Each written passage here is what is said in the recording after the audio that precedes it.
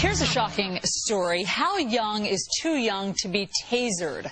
Two police officers in Indiana are under scrutiny today after tasering a 10-year-old boy at his daycare center. They say they just wanted to protect the unruly child from himself and to protect others, but did they go too far? Joining us for a fair and balanced debate is Stephen Razor, a former prosecutor, and Mimi Coffey, a defense attorney. Thanks to both of you for being here. Stephen, I want to start with you because you support the police's decision in this. So when is it ever okay to taser a 10-year-old?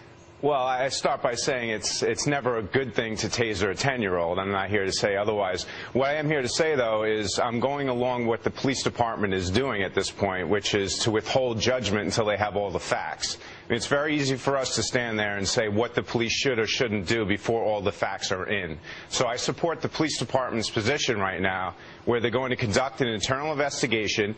The officers are on administrative duty with pay, pending the investigation. Mimi, here are some of the facts as we know them from media reports, which are the police were called to this daycare center. It's ironically called Tender Teddy's, and they found this 10-year-old boy who was yelling at one of the adult workers there, kicking, slapping, screaming profanities. What should the police have done?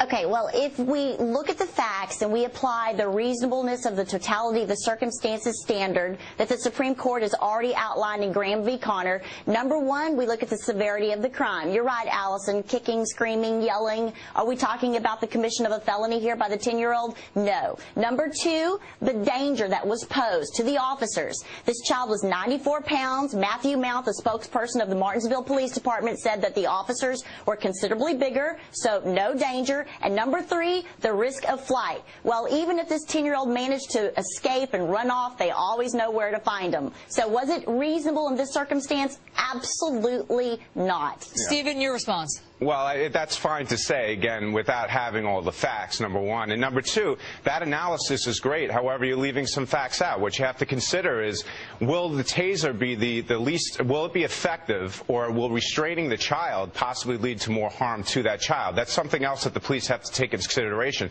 And I do want you to consider as well that these cases have come up time and time again where the police have not been held liable. A 71-year-old woman, 4'11", was tasered. That was found that the police were not culpable in that case. A pregnant woman sitting in her car, tasered, police not responsible. So I don't think we should take these harsh stances so quickly until we have all the facts. And here we're showing a full screen of some of the other incidents in which tasers were used.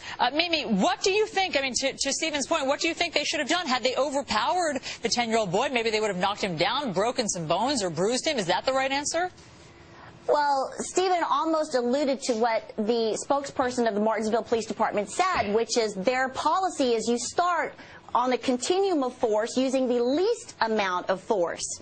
And so slapping a child, tasering the child, is this the least amount of force necessary? No. And it would appear to me that the police department's not even really standing behind with what they're saying, these two police officers. The bottom line, Allison, is if you cannot handle a 10-year-old, you have no business being a police officer. Can I jump in here real quick? Go ahead, quickly, Steve. Okay. I just want to say, too, that this has happened before with this child. So there's another piece yet missing here, which we don't know what their experience was in the past with this child. They had an experience where he was called. The police were called because they could not control him.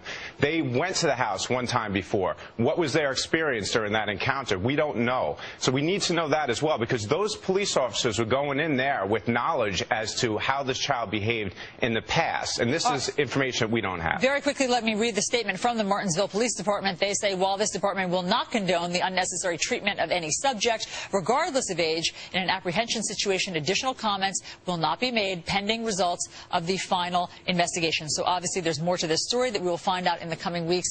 Mimi Coffey, Stephen Razor, thanks so much for coming on to debate it. Thank you for having us. All right, meanwhile.